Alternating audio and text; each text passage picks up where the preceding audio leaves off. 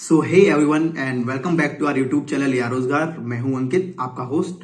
तो आज का जो वीडियो है वो इसके रिगार्डिंग है कि आपको यूपी पुलिस में अगर आप एक कांस्टेबल के पद पर तैनात हैं तो आपको कितनी सैलरी मिलेगी। ठीक है, क्योंकि एट द एंड जो सबसे बड़ा मोटिवेशन होता है वो सैलरी ही होती है। चाहे आप कुछ भी कह लें कि हमें ये करना है वो करना है, लेकिन जो सच्चाई है वो ये है कि हमारे पास जो जितनी सैलरी आती है और वही हमारा सबसे बड़ा मोटिवेशन होता है। तो मैं सीधे आपको एक स्लाइड्स पर लेकर चलूंगा जिसमें मैंने आपको एक सैलरी स्लिप दिखाई है। मैं आपको बहुत सारा ज्ञान तो नहीं दूंगा क्योंकि बहुत बड़ी वीडियो बना के आपका टाइम खराब नहीं करूंगा कि इसमें कितना आपको मतलब फूड अलाउंस मिलता है, कितना सिम अलाउंस मिलता है, कितने वगैरह वगैरह अलाउंस मिलते हैं, फिर कितना डिडक्शन होता है, यानी कि कितनी कट के आपको कितनी सैलरी मिलती है। बहुत बड़ी जानकारी नहीं दूंगा, शॉर्ट में छोटी सी वीडियो बनाऊंगा, उसमें सीधे सीधे बताऊंगा आपको कितनी सैलरी मिलती है, कितना आपका एनपीएस कटता है, उसके बाद आपकी इन हैंड सैलरी कितनी आती है।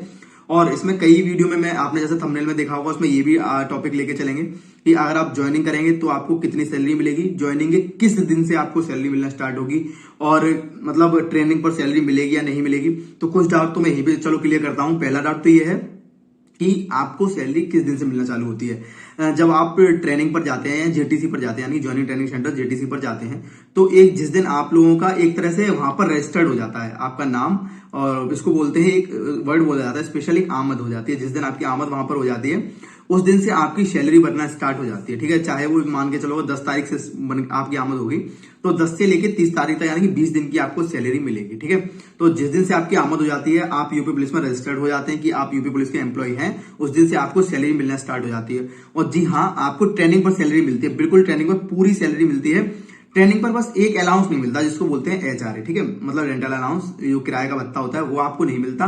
वो आपको जब आप अपने थाने पर पहुंच जाएंगे उसके बाद आपको एचआरए मिलने लगेगा। ठीक है, एचआरए कितना मिलता है वो बात करूंगा मैं सीधे स्लाइड पर वहां पर दिखाते हुए। तो चलिए मैं आपको एक छोटी सी स्लाइड मैंने जो बनाई है उस पर लेके चलता हूं। So let's come with me. मैं आ चुका हूँ अभी अपनी स्लाइड पर, और जैसा कि आपने ये तो उसमें देख ही ली होगी। इसके बाद चलते हैं मेन स्लाइड पर। यह है पे स्लिप है, मतलब मैं सीधे आपको पे स्लिप दिखा रहा हूँ जो निकल कर आती है।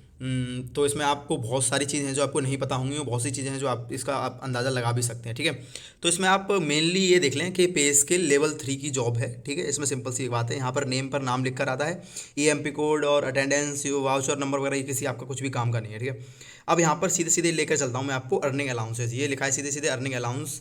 अर्निंग अलाउंस में क्या आपका बेसिक है 22,400 भी। ठीक है, और जो एचआरए यानी कि रेंटल अलाउंस जो मैंने बताया था वो 800 रुपये का है। ठीक है, अब क्या होता है कि डिपेंड करता है कि आप किस तरह की सिटी में रह रहे हैं। अगर आप XYZ 3 तरह की सिटी में बांटा जाता है। अगर आप किसी गाँव के देहाती एरिया में रह रहे हैं, बिल्कुल आपका गाँव में थाना है, तो आपको जो सबसे मिनिमम अलाउंस वो एचआरए होता है वो 800 रुपये ही होता है, वहाँ पर आपको 800 रुपये मिलेगा।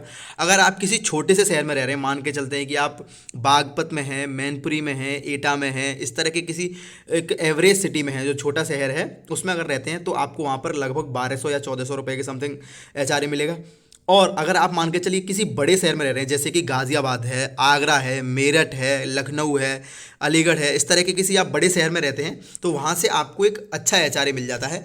लगभग लगभग 2400 के समथिंग मिल जाता है, 2400 के समथिंग। ठीक है, तो एचआरए यहाँ पर आप देख रहे होंगे। तो सीधे सीधे अगर जैसे मान अभी आप चलो चलते हैं आगे, उस पर भी चलते हैं। तो अब इस तरह से आप लोग देख सकते हैं आपकी जो ग्रॉस पे बनती है, यानी कि आपकी सैलरी बनती है 32,407। ये कुछ पुरानी भी है सैलरी, अभी मैं आपको सारी बात बताऊंगा। ग्रॉस पे आपकी 32,407 बनती है। टोटल डिडक्शन, यानी कि डिडक्शन का मतलब होता है कि आपका कटता कितना पैसा है। एनपीएस में कटता है कुछ, और थोड़ा बहुत 100-200 रुपये आपके बीमा वगैरह इस तरह से कटते भी हैं। तो टोटल डिडक्शन आपका 3,044 रुपये का होता है। नेट पे 29,363 रुपये, यानी कि आपकी इन हैंड सैलरी कितनी होती है, आपके हाथ में सैलरी कितनी आती है, वो आती है आपकी 29,363 रुपये। ये आप लोग देख सकते हैं यहाँ पर 29,363 रुपये। ये कुछ पुरानी है। अब जो सैलरी आपको इन हैंड मिल रही है वो 30,000 मिलेगी। ठीक है, अब बात करते हैं, ये सैलरी 30,000 सभी को मिलती है, किसी को कम किसी को ज़्यादा मिलती है। अब वो क्या होता है, जैसे कि मान के चलो ये 30,000 की सैलरी है, अब 30,000 मिल रही है। ठीक है, यूपी पुलिस में कांस्टेबल को अभी वर्तमान में 30,000 सैलरी मिल रही है। अब होता क्या है कि जब आप किसी गाजियाबाद जैसे शहर में रहते हैं, कहीं और रहते हैं, तो लगभग लगभग आपके 2 से 2,500 रुपये और बढ़ जाते हैं। तो जो कि एचआरए में मैंने बताया था, क्योंकि यहाँ पर एचआरए सिर्फ 800 रुपये है। अगर आप किसी बड़े शहर में होंगे तो आपको 2,500 रुपये एचआरए मिलेगा। तो सीधे सीधे आपकी 32,500 रुपये सैलरी आपको इन हैंड मिल जाती है। उसके बाद आपके कुछ पैसे एनपीएस में भी कट जाते हैं, लगभग 2,500 से 3,000 रुपये आपके एनपीएस में कटते हैं। और इस तरह से जो आपकी सैलरी बनती है वो 30,000 बनती है। ठीक है, अब एक सवाल ये है कि पीएसी में सैलरी और सिविल पुलिस में सैलरी, यानी जिला पुलिस में पीएसी में सैलरी समान होती है या अलग अलग होती है। तो दोस्तों सैलरी में कोई अंतर नहीं होता, सेम सैलरी होती है, जो आपको मिलेगी वही एक पीएससी वाले को मिलेगी। लेकिन पीएससी वाले का क्या होता है कि बहुत सारे भत्ते बन जाते हैं, जैसे कि उनका टीएडीए बहुत बन जाता है, ट्रैवलिंग अलाउंस वगैरह, क्योंकि वो अक्सर कर इधर से उधर शिफ्ट होते रहते हैं। कहीं उनकी ड्यूटी लखनऊ में लगती है 1 महीने के लिए, कहीं कानपुर में, कहीं किसी भी जगह लग सकती है, मतलब किसी भी जगह। तो इस तरह से उनका लगभग लगभग 1 महीने का आपसे 7 से 8 मिनिमम और मैक्सिमम 12 से 13 हज़ार रुपये तक का बन जाता है, ठीक है। 8 से 12 हज़ार रुपये तक आपसे यूपी पुलिस जो सिविल पुलिस होती है उससे एक्स्ट्रा बन जाते हैं, ठीक है। तो इतना अंतर रहता है एक पीएससी वाले की सैलरी में, यानी कि अगर आपको 30 हज़ार रुपये मिलेंगे तो उनकी वो सैलरी लगभग 40 हज़ार हो जाती है। सीधा सा अंतर आपका 8 हज़ार का अंतर लगभग 32 हज़ार से, और इतना अंतर आ जाता है, ठीक है भाई। तो ये था आपका जो मेन सवाल था, वो यूपी पुलिस और सिविल पुलिस का पीएससी का, वो भी क्लियर हो गया। और आपको सैलरी कितनी मिलनी है, अभी आप नया नया ज्वाइन करेंगे तो आपको लगभग लगभग 30 हज़ार सैलरी मिलेगी, ये भी आपका सवाल क्लियर हो गया।